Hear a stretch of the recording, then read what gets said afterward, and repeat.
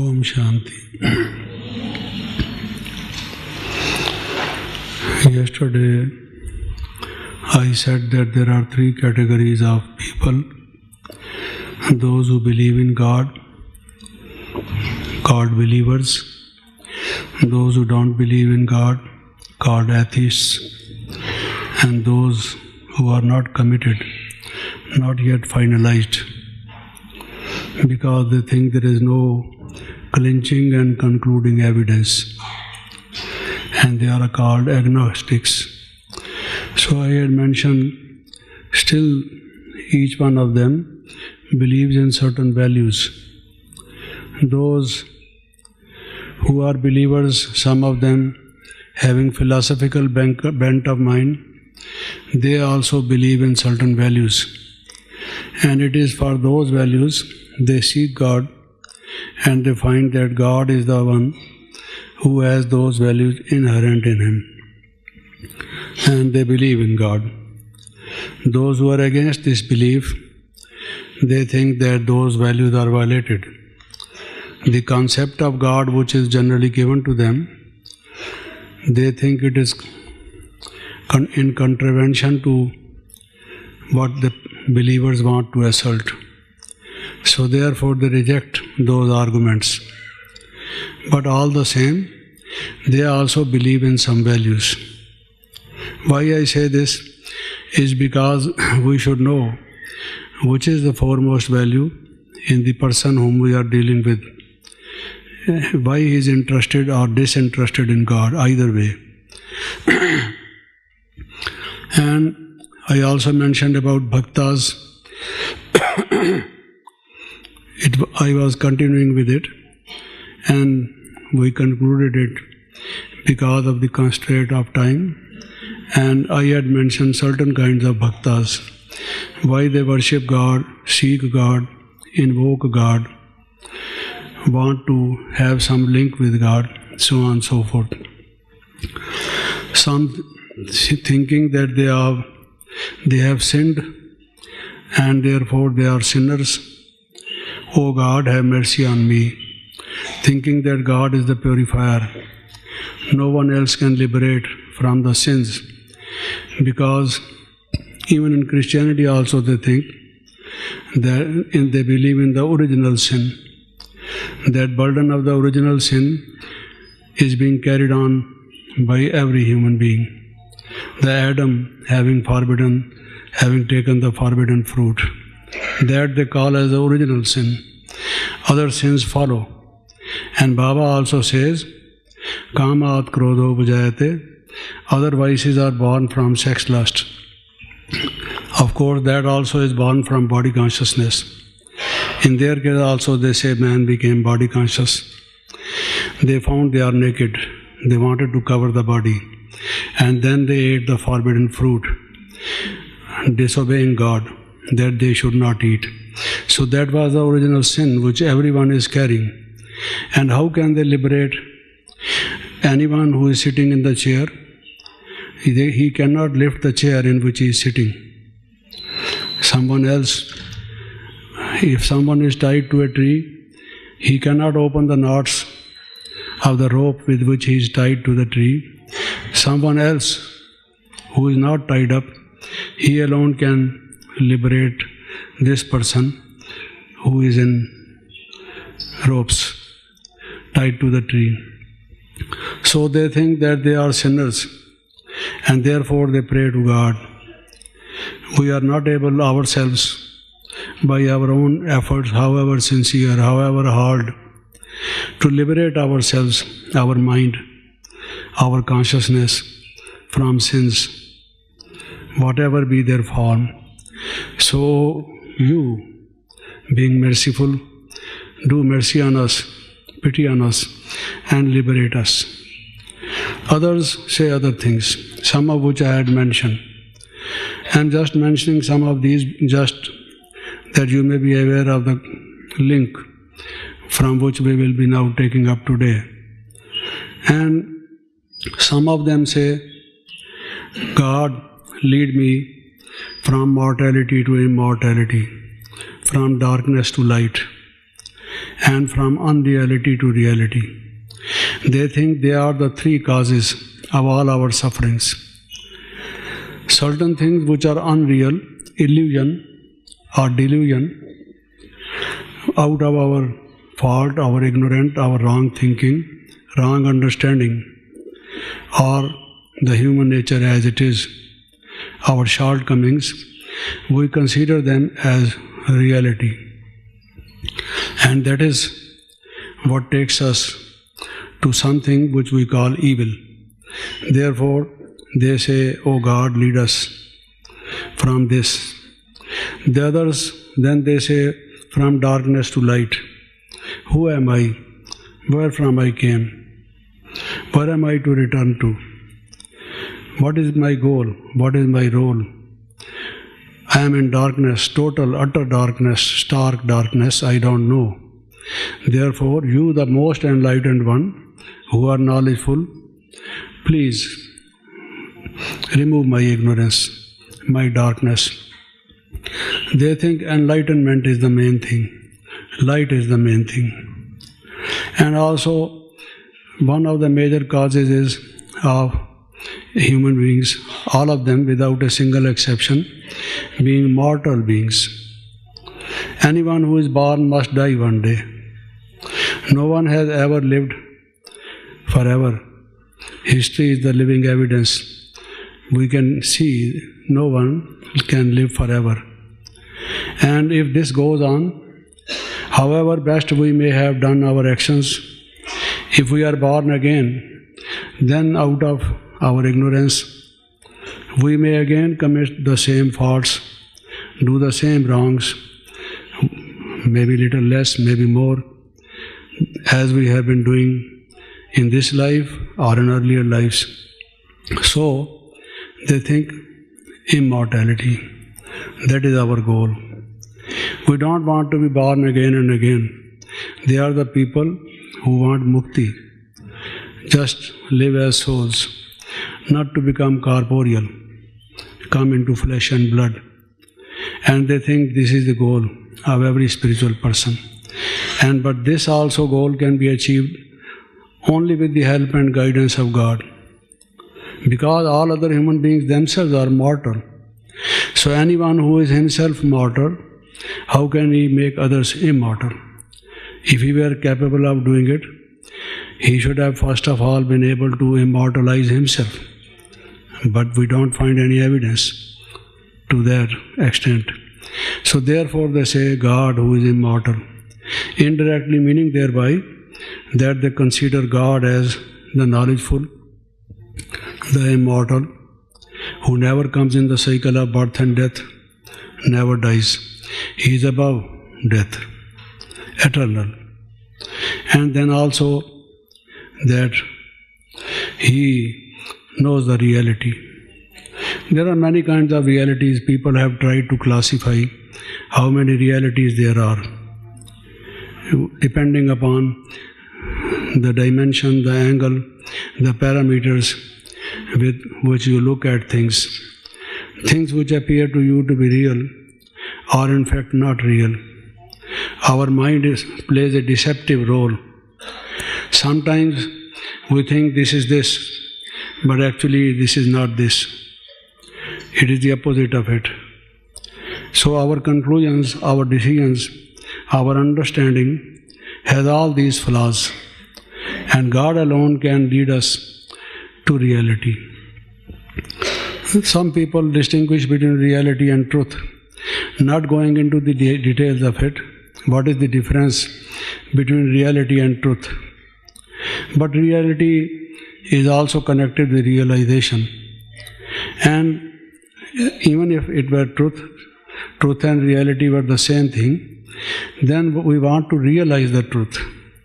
That should become a reality. Only the theoretical aspect of it, and if we have not experienced it, then that perhaps also we don't think it's reality. Sometimes you will find during our conversations, somebody tells us something which looks to be strange, a little bit, more or less unbelievable. We say, Really? Really? He says, yes, really. You see. It means he is convinced that what he is saying is the final truth. So even if there is truth, there is transcendental truth, there is mundane truth. Truth also changes from time to time. In different contexts, different things are true. Poison is poison, but for a certain diseased person, poison is a medicine. What is the reality? Is a particular thing a medicine or a reality? So in the case of one person, the reality is that that person is medicine, curative. And in the case of another person, that is very deadly. It's written on the bottle, its container, keep it away from children. Please use it with the instructions of the doctor only. Don't take it on your own because it's poisonous. So, what is the reality? Because without understanding the reality and realizing the reality, we cannot have final liberation. That moment of bliss, that deep peace, being with ourselves, we cannot have this kind of a goal achieved in our life if we don't know the reality. The reality must dawn upon us. Then only the crust which is settled on the soul, which is preventing it from having its original shine, will break. And we will be again attaining our original stage. So there are so many things which are obstacles in our way. Because there are certain things which are psychological errors, psychological barriers. And those barriers and errors, psychological faults, the mind is made of a different stuff. The brain is made of a different stuff. And the mind is loaded with negativities, prejudices, for example, bias, selfishness, so many blemishes, so many bad things it is carrying with it. So mind as an instrument of knowledge, as an instrument of reality, in this present state is not perfect. How can therefore you know the reality? How can you weigh a particular thing and say accurately that its weight is this?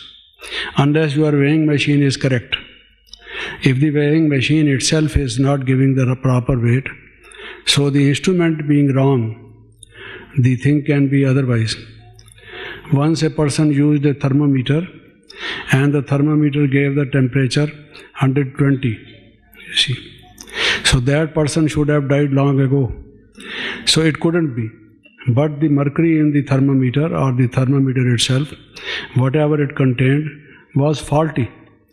So that man got the temperature even if he did not have it by reading the thermometer giving so much of temperature, you see. So the instrument must be correct. So how can the instrument be correct? The mind itself, by its own power, cannot correct itself because it has so many negativities. It has inbuilt faults, certain things which are in contradiction to each other. There is always a conflict in the mind, to be or not to be, to do or not to do. So within a lifespan, one is not able to set even the instrument correct. So God alone can help us. So therefore the bhaktas say, lead us from darkness to light, from mortality to immortality, and from unreality or from untruth or from falsehood to reality, truth, or what is factual, what is accurate, correct. So they also have some values. They think these are the ultimate values. All other values are governed by it. If you just try to find out why you want honesty, why you want sincerity, why you want cooperation, what for? These are just on the path. They are in between our point of start and our ultimate goal.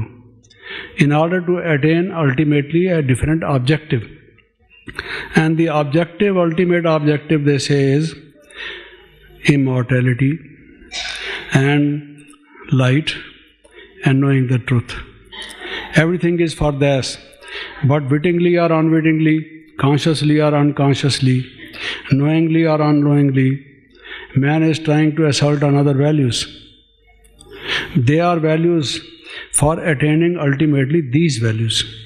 Therefore, having concluded this philosophically and also with whatever understanding some people have, they pray to God for this. Some bhaktas. That is what they seek for. Then there are others. To them, there are the other values. They say, God is Satyam Shivam Sundaram. He is Satyam. He is truth personified. Epitome of truth. Truth and truth alone. Unallied truth. Truth, eternal truth, which never gets mixed up with the negative of it. God is such a kind of truth, holistic truth also. Not pigeonholes of truth, fragmentary truth. So God is truth, Satyam and Shivam.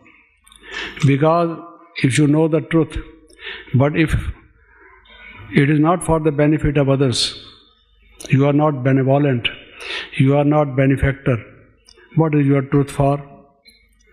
The truth, by its very nature, reaches others. Even if they don't reach you, it goes out to help others. So God is such a truth, the only one. He is also the world benefactor. Not the benefactor of a few people. He wants to give the benefit to all. Therefore, Baba always said, whenever you write the attributes of God, just write all with it. Yesterday he said, use the prefix ever. Ever happy, ever healthy, ever wealthy, so on. But he also said, use for all. Peace. God gives peace. Not say God gives peace. There are human beings who also give peace to some people. They are given world peace. They are Nobel laureates in that field. Perhaps they make some sincere efforts for peace. Number one, that peace is not lasting. Number two, it is not holistic. Other things are lacking. Number three, it is not for all. But God is Shivam. He gives you peace. Not only peace, but also bliss and enthusiasm and whatever is needed to make you peaceful. Peace also is dependent on so many other things. So He gives you all these things forever and ever. And also to all. He gives it to all. He has no reservations. For example, some people want to give benefit to Hindus, to Muslims. There are certain trusts for Muslims, for Christians, for Hindus, for certain castes and cults. God is for all. He is Shivam. Let everyone get the benefit He wants to give to all. And Sundaram, He is the eternal beauty. They say beauty is that which is joy forever. Today a person is looking very beautiful, his face. Tomorrow he has so many wrinkles on his face. He gets an accident and something on his face makes him ugly. Or there is a disease which causes some changes in the man and they come out on his face. Or even if his face is beautiful, his mind is not beautiful. He shouts, he is angry. He is short-tempered person. Always showing such signs on face that you are afraid. So you can't enjoy the beauty of his face. And moreover, our face is full of holes. Previously they thought that moon is beautiful. But now they know how beautiful it is. Similarly, if you look at the face with a microscope, you will see how many holes it has. And who are dwelling in the holes?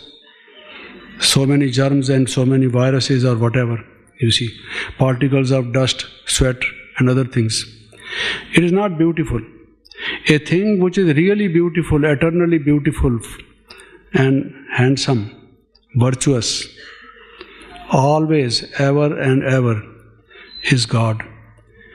Not subject to the vagaries of time, subject to certain other variant factors which will destroy or demolish or say change its beauty, you see, make it ugly.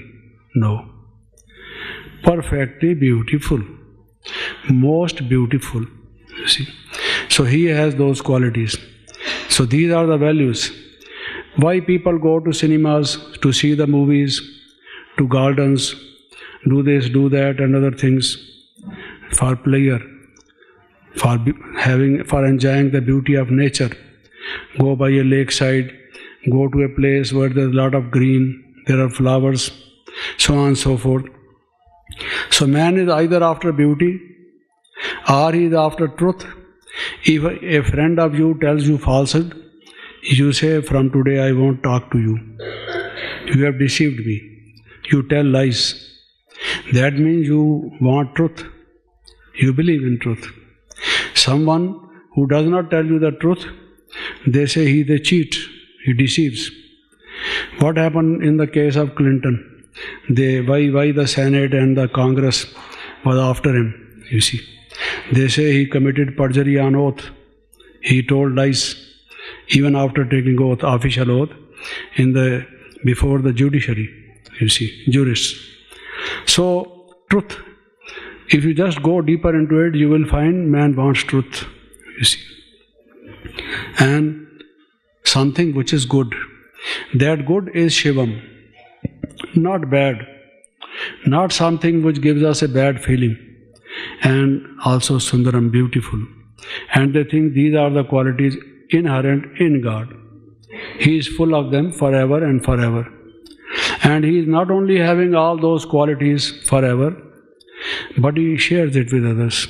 He blesses others with this. There are people who have money. They are selfish people. The money lies in the banks and they leave their body. It is not used either for their own benefit or for others. What for is their money? They are rich people, multimillionaire or billionaire.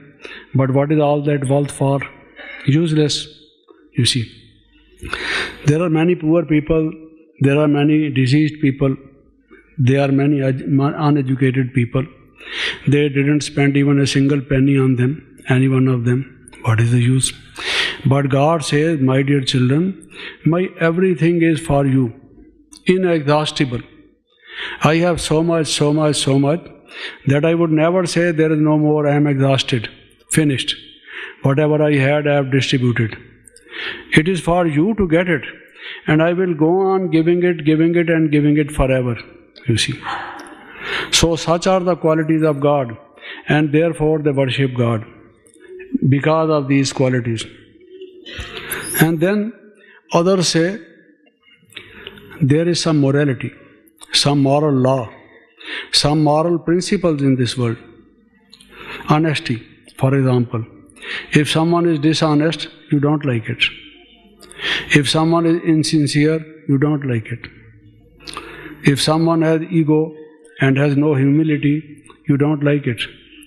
So there are some values which you like, and those values make the life happy. Without those values, life is not worth living. We want to build a society which is value-based, because that is what the function of values is. Values make the life happy, healthy. It gives us so much. So, that is essential. But the question is, there can be relativity so far as values are concerned. Some people think that Muhammad, he was the last prophet, the greatest on earth that ever was. And they believe in Sunnah. Sunnah means they read the biography and the life story of Muhammad, what he did in certain situations, how he behaved, how he acted. And they find that what are the values which he manifested in his life when in flesh and blood.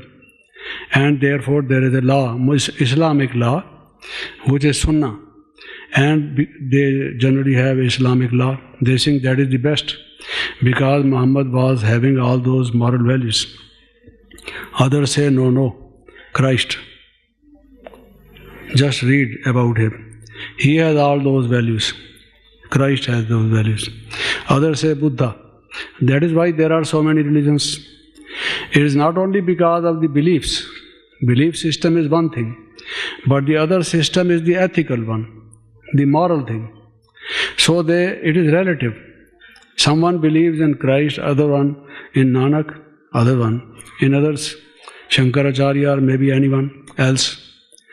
The question therefore is, what is the absolute value? In mathematics, in algebra, in coordinate geometry, they make a graph, they draw on a piece of paper, x is x and y axis, intersecting each other, and that point of intersection is called origin. You see, x axis, y axis. That is how we find out the latitude and longitude of a particular place on the map, its geographical location. So it is in relative to something. So we say this thing is in the north. What do you mean by in the north? Kashmir, for example, is in north. North as in reference to or in relevance to Delhi.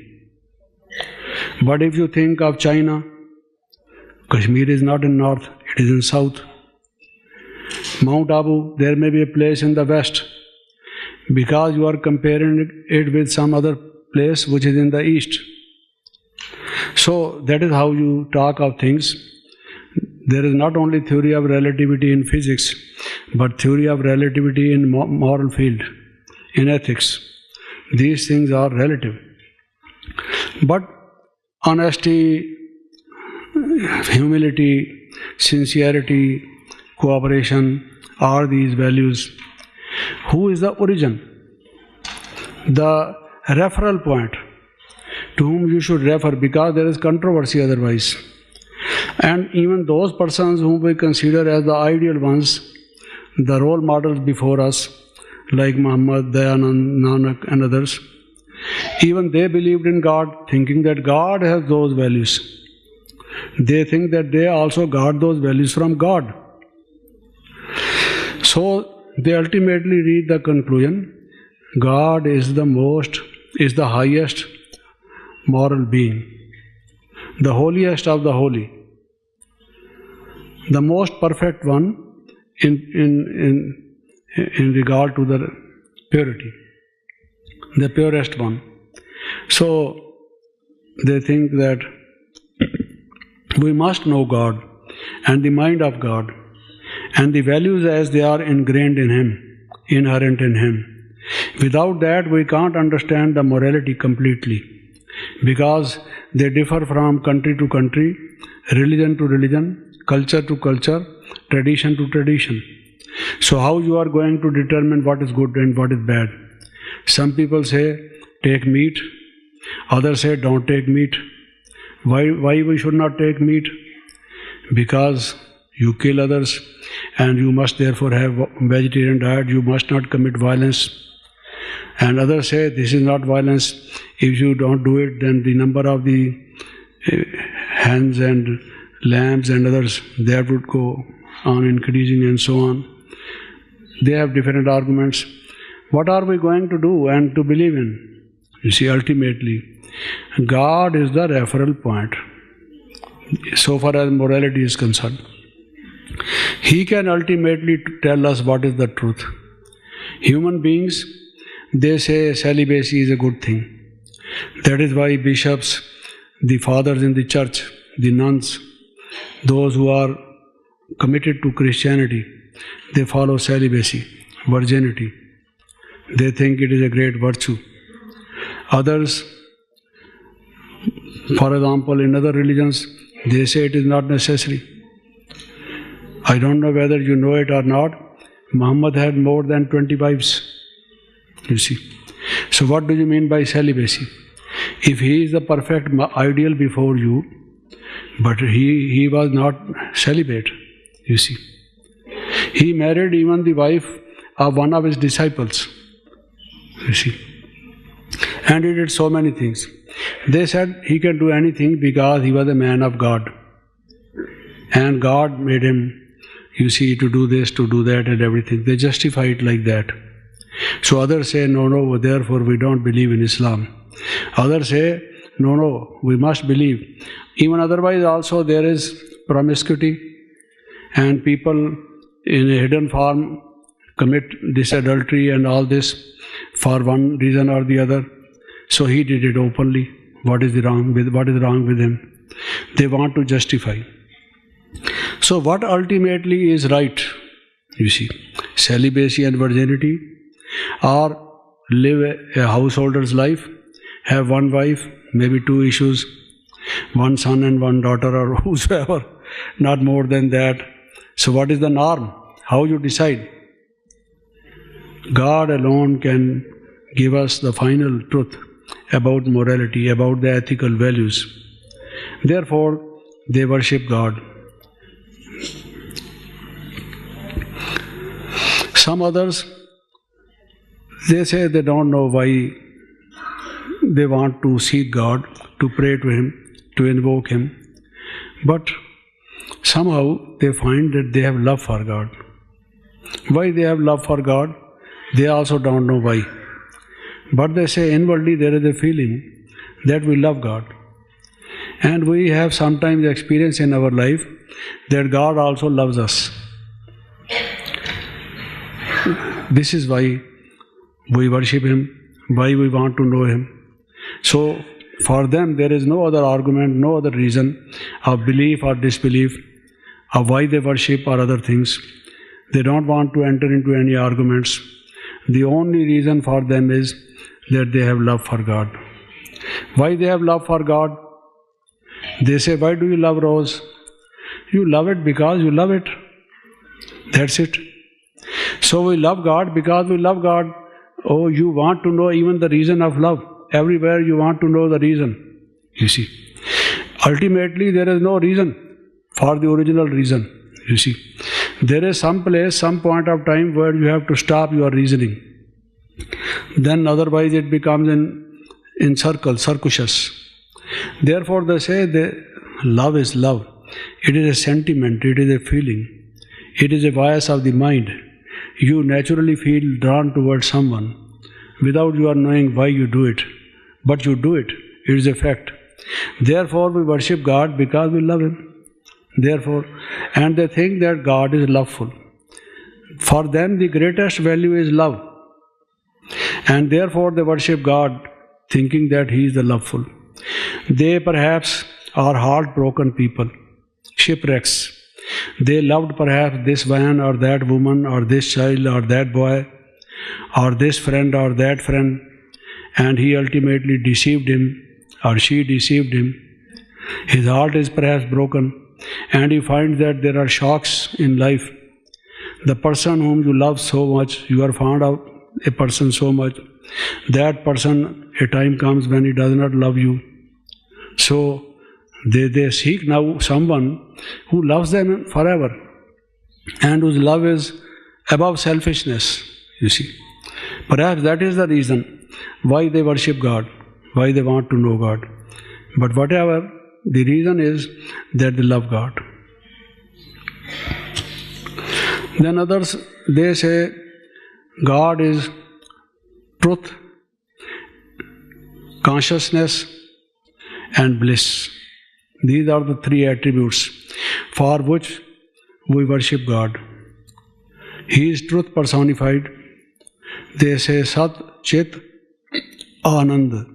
Sat, Chit, Anand. Sat means existence. Even the material has existence. Sat has two meanings. One meaning is existence. The other meaning is truth. Matter exists. It is true. It exists. Then matter does not have consciousness and it does not have bliss. There are souls, living beings in corporeal form. They are Sat and Chit. They exist and they have consciousness, awareness, self-awareness, self-consciousness. They are not only conscious of the material existence, but they are also conscious of themselves, that they are. The main thing with human beings is that they are self-aware. I am. What am I thinking? Rightly or wrongly, and so on. This self-awareness, memory, judgment, the other things, emotions, all these constitute consciousness. So, the souls have consciousness besides existence. And they also don't have bliss. Or if they have bliss today, tomorrow they may not have it. But we find that some people have happiness in life. Some yogis, some high-souled persons, Mahatmas, saints, sages and seers, they enjoy some bliss. In the earlier part of their life they did not have it. But maybe presently when we come in touch with them, we find that they have bliss. But they did not have it earlier. And it is not full bliss, it is growing. Today they have bliss, tomorrow it may be more or it may be less. But God is the one who is ever blissful. No disturbance in Him. And therefore they want bliss. They say bliss is the greatest achievement.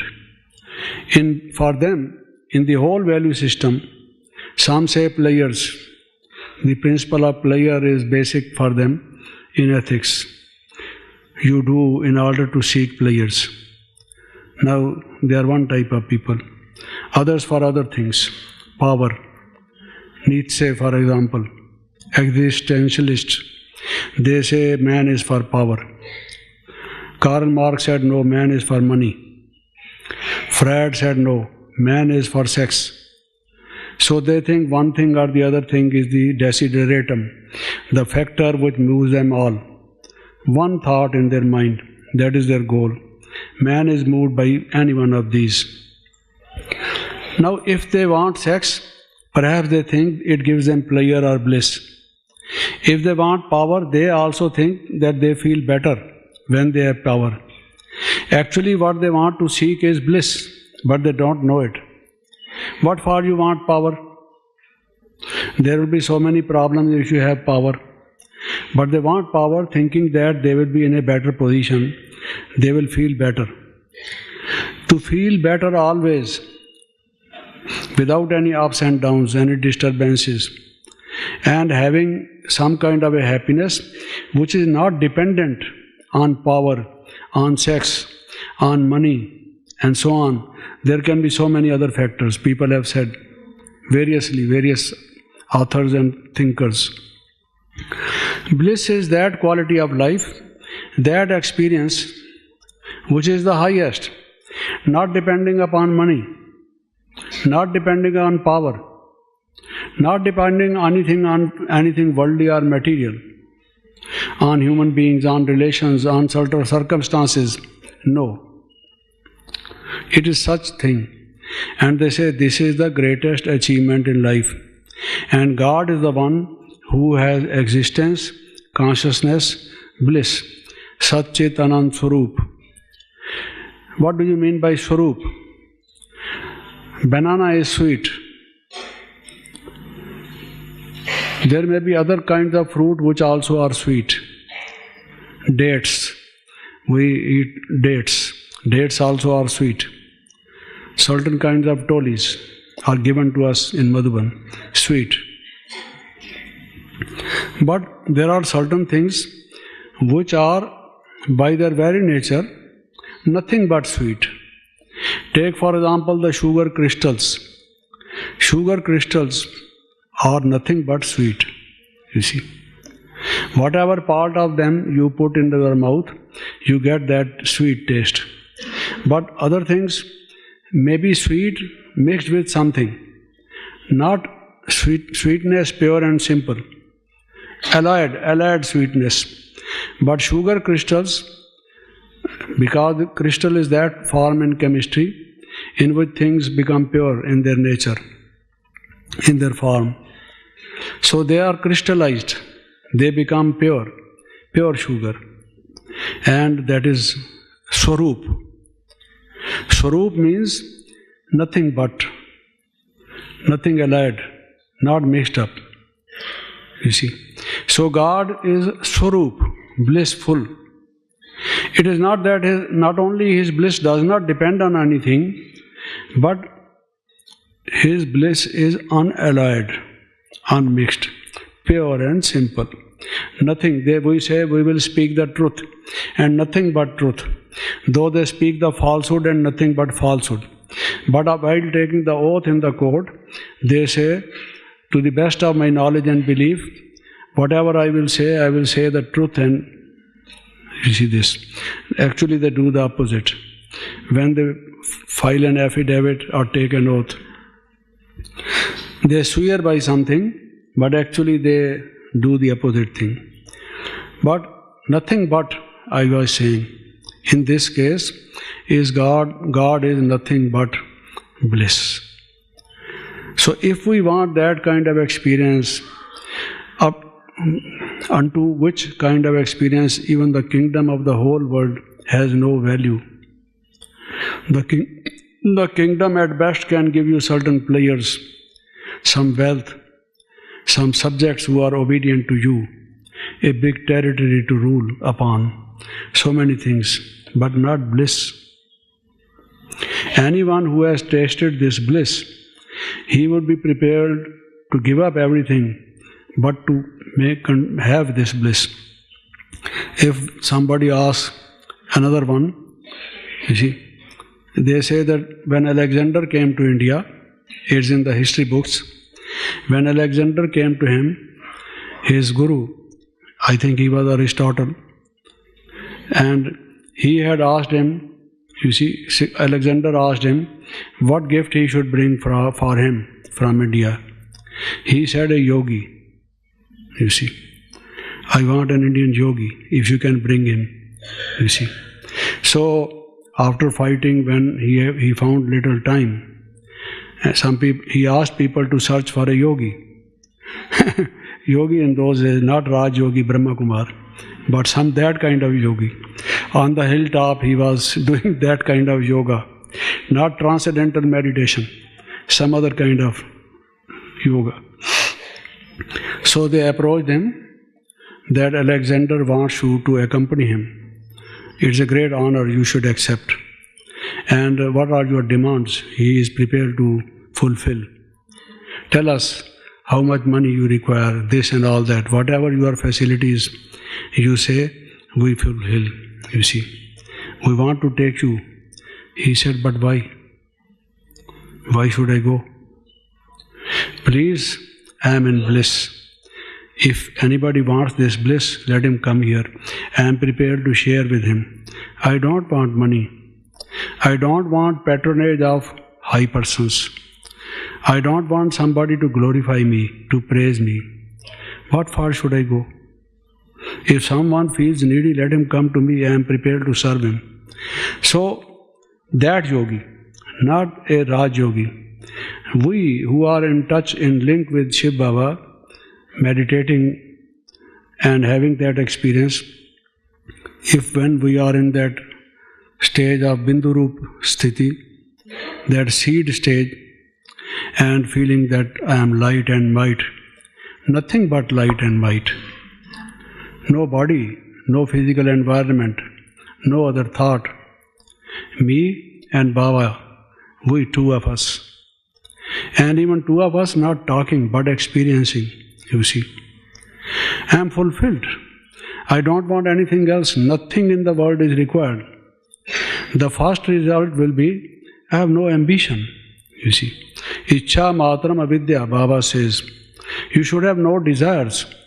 When God is giving you everything, so much, why should you have desires? No desire. Because actually the main desire of everyone is bliss. They don't know it. They are seeking it either as players, sensual players, or through other kinds of things. But if you just try to, it's a long thing, you see, long process. Philosophically, if I were to take up certain kinds of things which a human being is seeking for, you will find ultimately he wants something different. He is not actually happy. Someone has a favorite dish, certain kinds of vegetables, certain kinds of fruits, certain kinds of juices, and so on. You give him something, he says, "Waha!" You see, so I'm so happy. I really relished it. Nice experience, you see. If you tell him, "Please have some more," he will say, "No more." But why? When this is making you happy, the more of it should make you more happy, isn't it? Why it is not making you more happy? He says, "No, I am full." You see, I don't want any more of it. So it has limitations, and it is not real bliss. They say a dog had a bone in the mouth. It was trying to chew the piece of bone. There is a saying, if you want the dog to start barking, give a bone to him.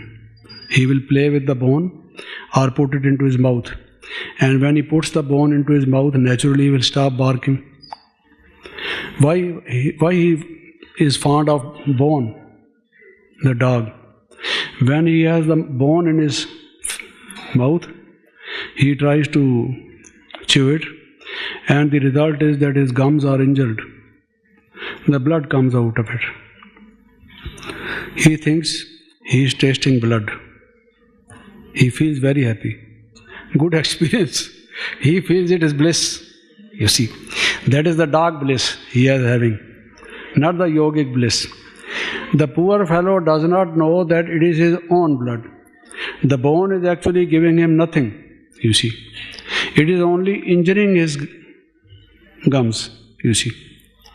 He does not know the reality, why he is getting this, you see. So even if somebody feels very happy by getting this kind of player, that kind of player of the eyes, the ears, the nose, they have different sources of pleasure. You will find in reality this person wants that kind of pleasure which is more refined, higher, for which he has not to depend upon others, which are not harmful ultimately. These ultimately, they say, when you eat, the food also eats you. In Sanskrit, the food is called annam, anna. Anna has two meanings: that which you eat and that which eats you. So I don't know when you eat the food whether you think that food also eats you. How the food eats us? Because when you take the food, your teeth, your taste buds, your stomach, you see, so many things come into action. Your organs begin to play their part. There is wear and tear. You are growing, losing energy. For eating food, digesting food, eliminating the wastage of it.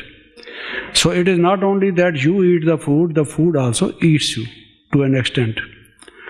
So all kinds of pleasures ultimately are not the things forever, the bliss forever. God alone is the one who gives the bliss forever. Therefore, those bhaktas, those worshippers, seek bliss. Therefore, they want to invoke God. Oh God, give us bliss, they say. Those who understand what bliss is. Some others think God gives security. You see, they are security conscious. Security is one of the human needs, very important. You see, some people are afraid. Someone chasing them, following them, pursuing them. The world is bad. You see, there are so many cases reported in the newspapers. They become cautious. Now, other kind of securities fail. At the proper moment when we require them, they fail. Indira Gandhi had a lot of security. And most of you must be knowing, it were her security people who killed her, shot at her.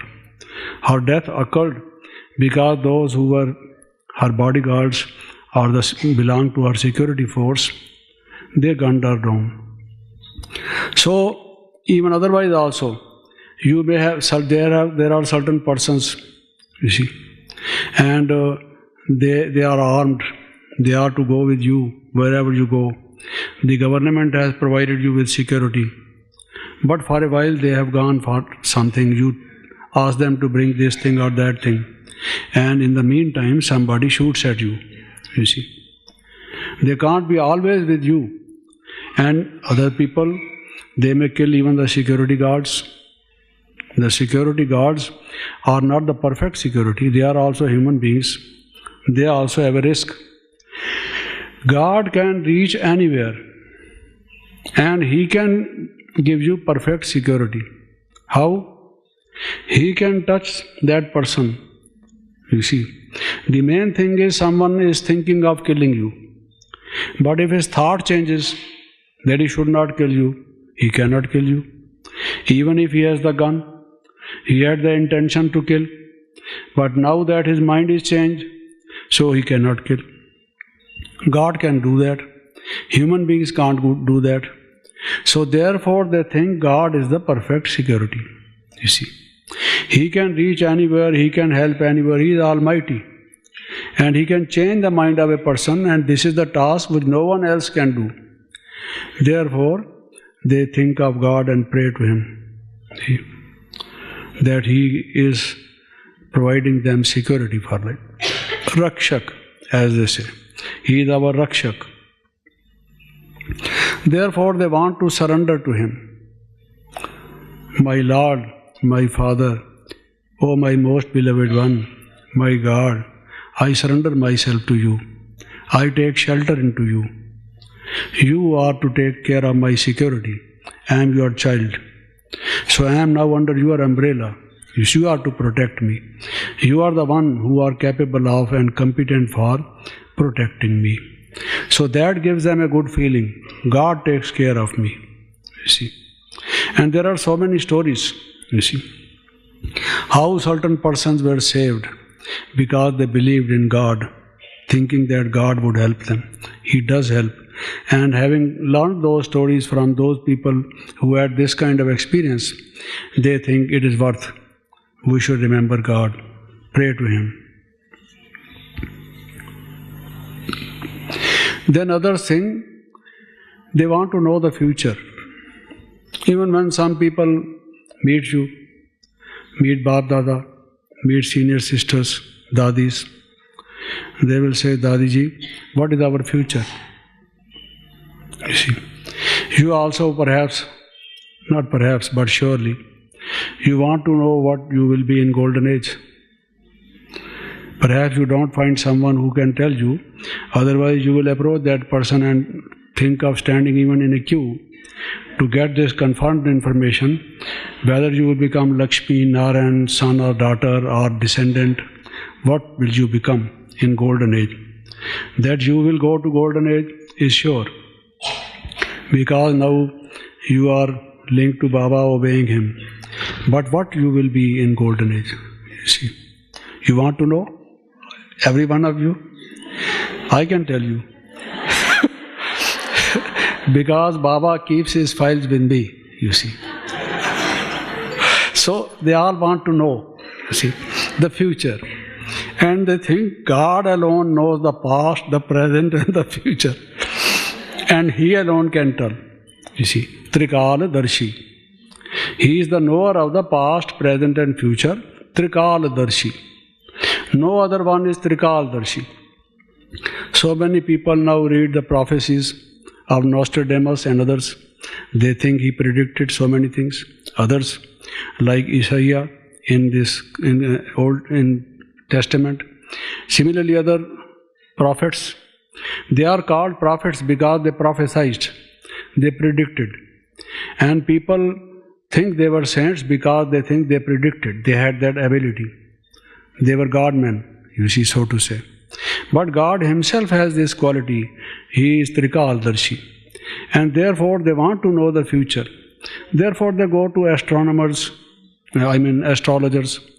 and to palmists, to other such like allied systems to know what their future will be, you see.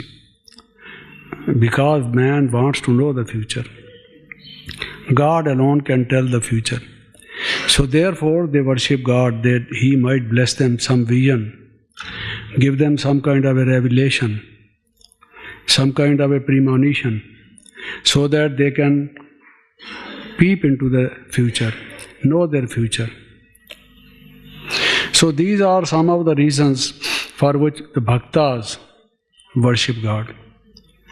Now, before I proceed further, I would like to tell you what Baba has to say about bhaktas, about philosophers, about agnostics, about the various arguments. I had told you yesterday also certain things, but I have said certain things in today's session, and referring to that, I would say, what are the proofs for which, on the basis of which, Baba gives us the belief that God exists?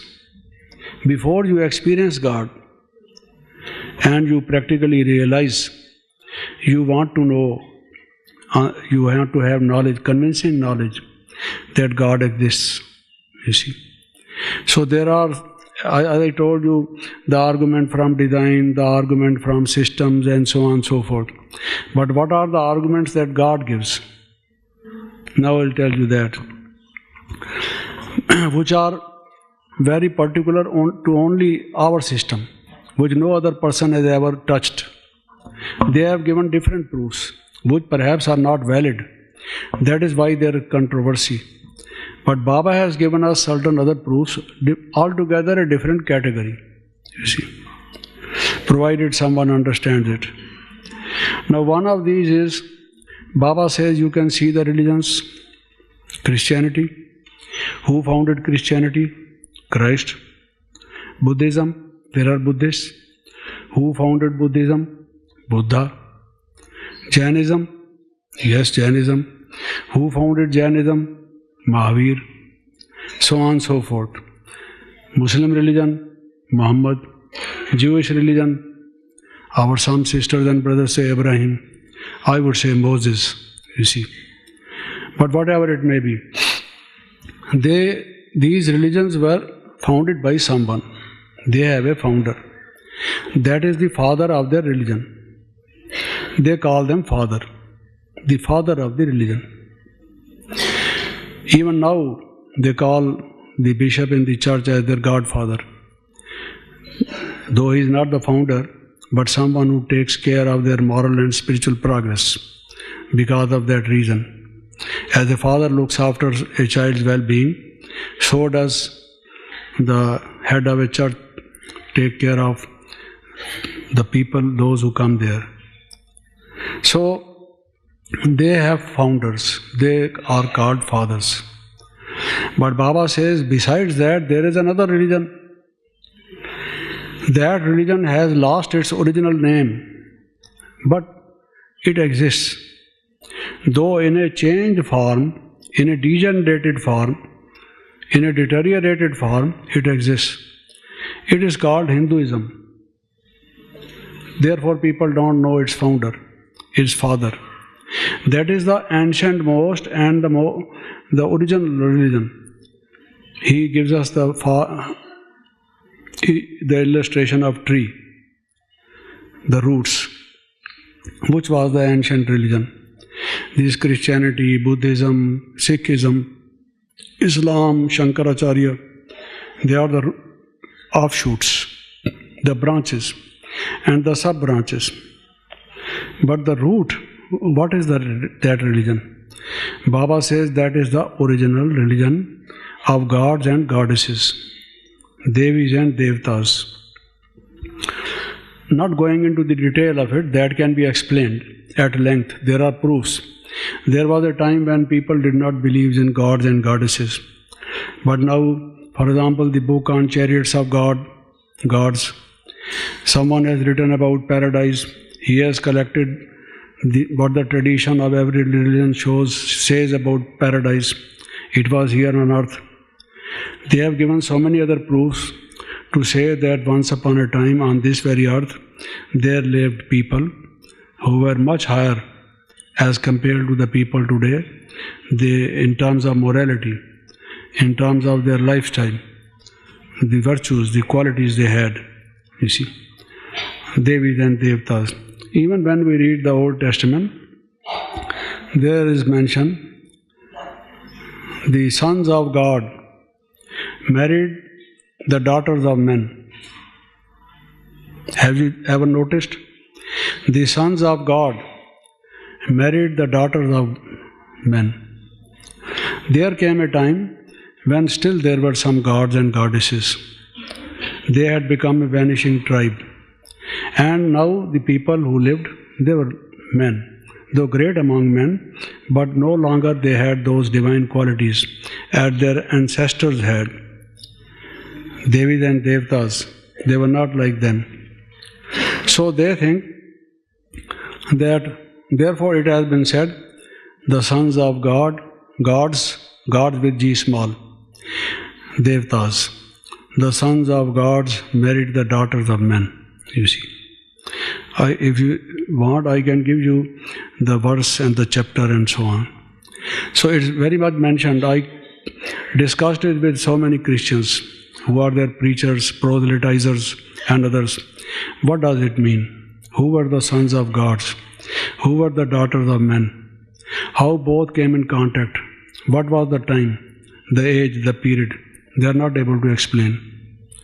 They have certain institutions which publish certain things and distribute among the people, the Bible and other books, you see, by different names, worldwide. They have their branches. I went to them also to ask, you see, because they have their own seminaries. I said, you discuss it among them, and what your scholars say, let me know. You see, no, they don't know. It was the beginning of Copper Age, end of Silver Age. You just read the Old Testament, this person, then that person, then that person. He lived for so many years, he lived for so many years. By that time you will find the Copper Age came. And then at that time they say, the sons of gods married the daughters of women. You see. I told them. They said, maybe, we do not know. So that was the Copper Age. Baba says this was the religion of Adam and Eve. You believe in Adam and Eve? He was the father of the human race. Great grandfather of humanity. But who was the father of Adam? Who created Adam? You see. So there are Dharmpita, fathers of religion, and there is Parampita, Supreme Father.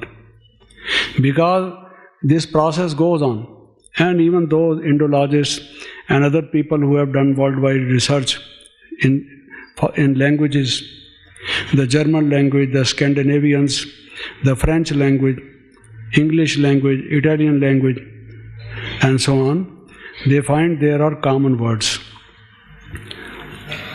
which are used day to day. Sugar, water, sister, brother, father, mother, house.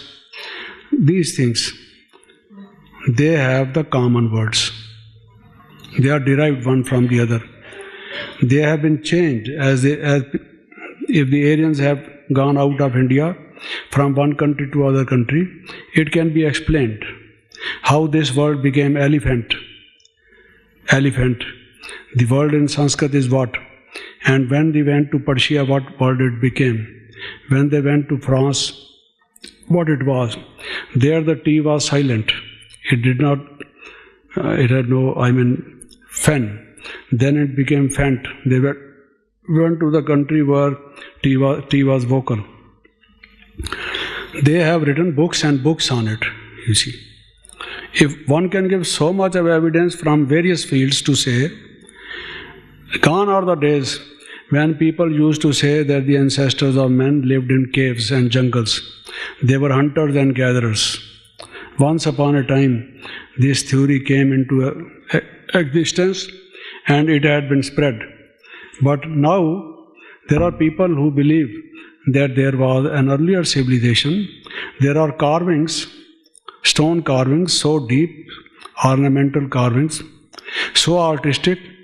Even the Egyptian pyramids, some of you who have visited Cairo, how big the stones are, how bulky, how weighty, how they were moved, where from they were brought, what was the system of transport, had they cranes, did they bring it by some kind of a transport, which is non-existent today. Then the vimans and other things are mentioned. And the formulas, lately they have found a book, a manuscript, in which how vimans are made, what fuel is used, how they fly, so on and so forth. It has been found out. Many things in museums lying unexplored, people didn't go through them. They were invading countries, destroying the museums, the libraries, and trying to say that their civilization is better, others are just ignorant people, and so on. Now, briefly saying that there was a religion called Adi Sanatan Devi Devata Dharma, the religions of gods and goddesses.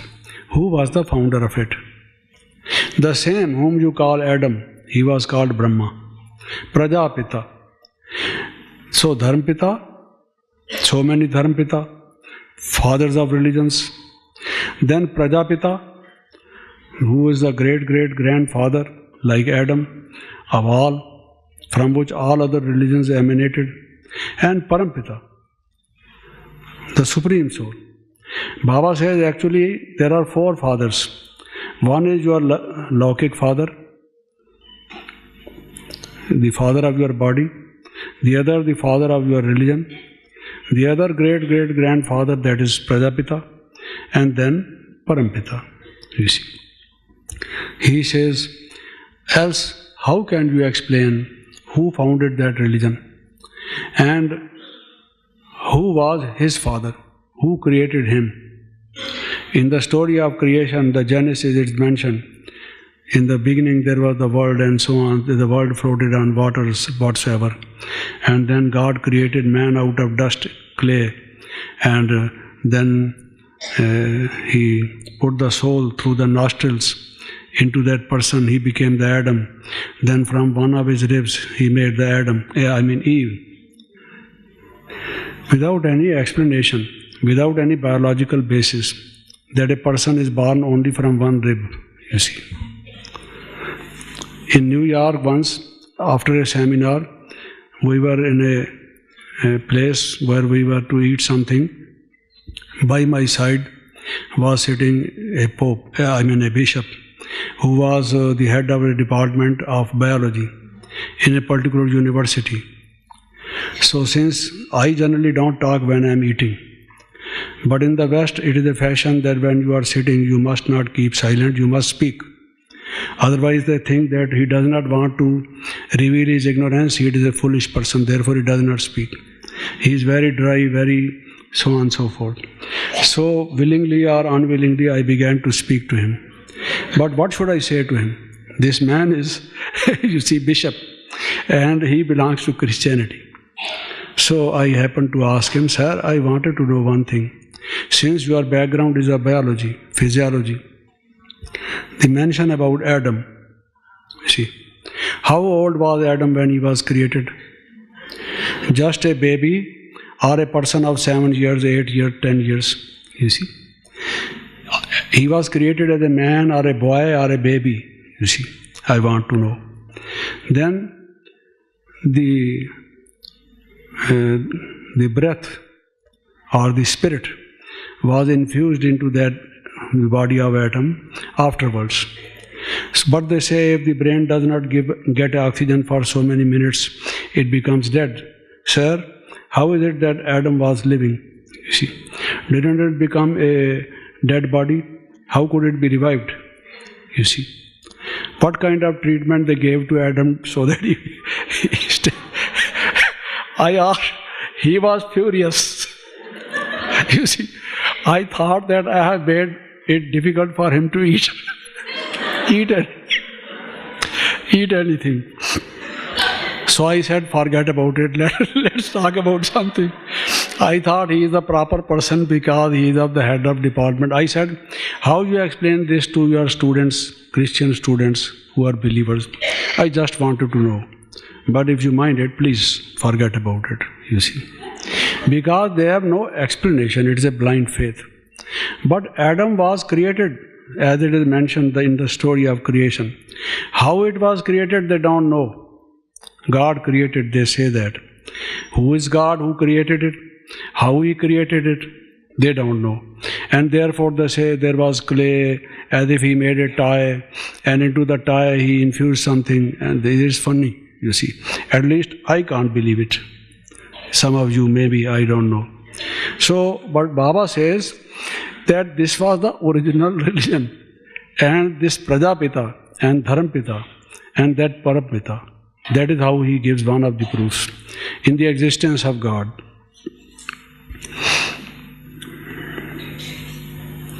Then he shows us the illustration of tree.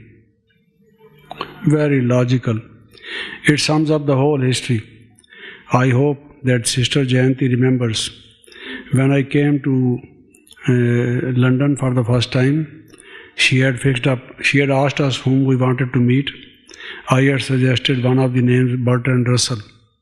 You see, he had written 60 volumes on history. One of the very topmost persons on world history. And he was the advisor to the British government because of his background of history of nations, how they should have relations with various nations, what are the historical backgrounds of those nations, and so on. Considered to be a very knowledgeable person. He had perhaps given us some 20 minutes or so. I don't know how Baba touched him, you see, so that he fixed up that appointment. Earlier, we had learned that Pandit Nehru, Jawaharlal Nehru, had requested for an interview, for meeting him, for an appointment. But he did not give. He was a very busy person. But because of Sister Jayanti's efforts, Baba's grace, he made our visit fruitful to some extent, and then we were able to meet him. We showed him the world tree. He was amazed. We also showed him that world wheel, and it's very fantastic, he said, full of wisdom. These were his remarks. We wanted to have a photograph with us. Ramesh Bhai was taking photographs. That was the first man interviewed, and he took photographs. And at the end of it, he said there are no photographs because there was a hole in the camera, light entered, and there was no result.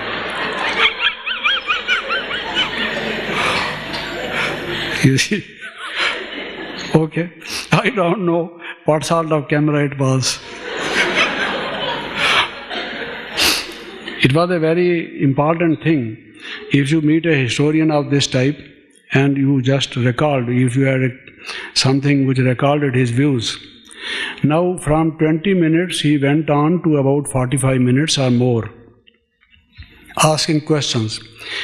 We told him about destruction, about golden age, other things very clearly. Let us give him message, whatever his beliefs are.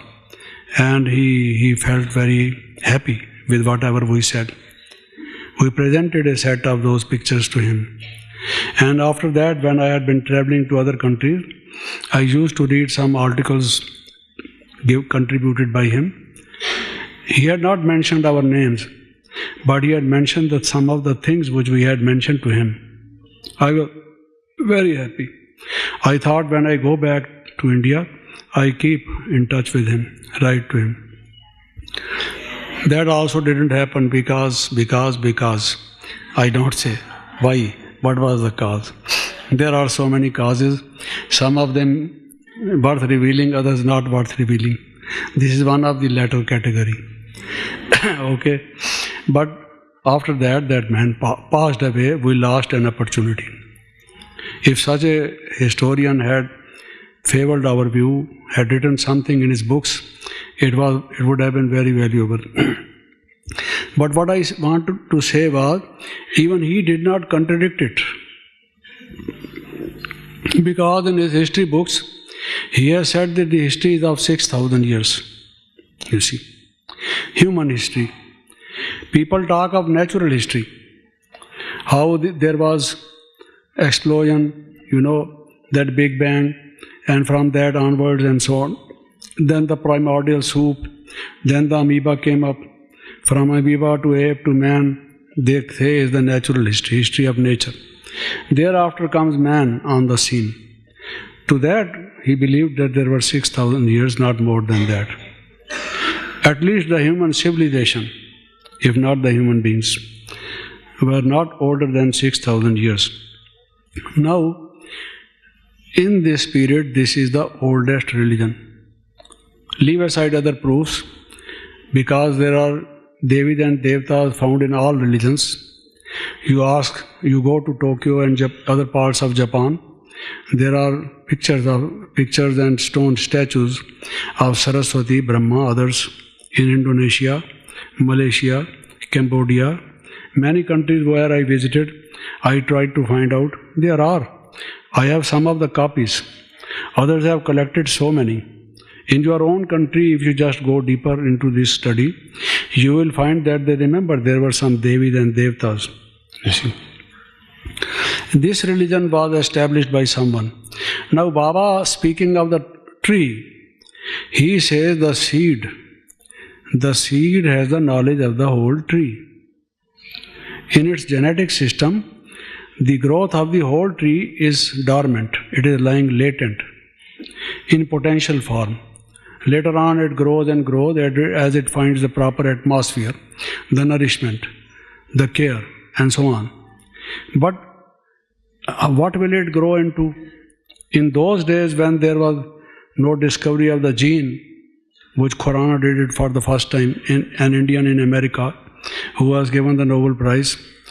From that time to this time, there is a lot of, understanding about the genes, the genetic system, so that nowadays we are talking of genetic engineering, and that the diseases also should be treated by treatment of the genes. The human species also may be improved by manipulating the genes and so on. Genes are such a thing. Baba said, the seeds have that kind of a potential or dormant or latent ability, which later on makes them manifest in the form of a tree. So the seed has the whole knowledge of the tree. Baba used to say, if the seed could speak, if he knew the language, the seed speak to you, then it could tell you what branch will come up when. So comparing this analogy, in physics, one of the proofs is analogy. You try to prove many things by analogy. So Baba said, this world is the tree, God is the seed. This is the analogy. If you believe in the world, you tell us what is the analogy. What do you compare the world with? If we tell you your analogy is false, your whole philosophy falls to the ground. It is the perfect analogy where the relationship between the world and God is that of seed and the tree. Eternal tree, kalpa tree, you see.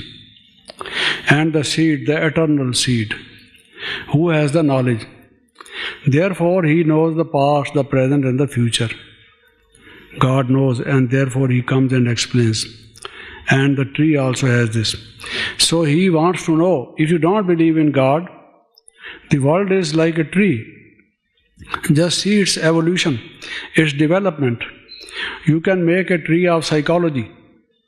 How psychology started. What are its branches and sub-branches? A tree of philosophy. So many trees you can make in different systems.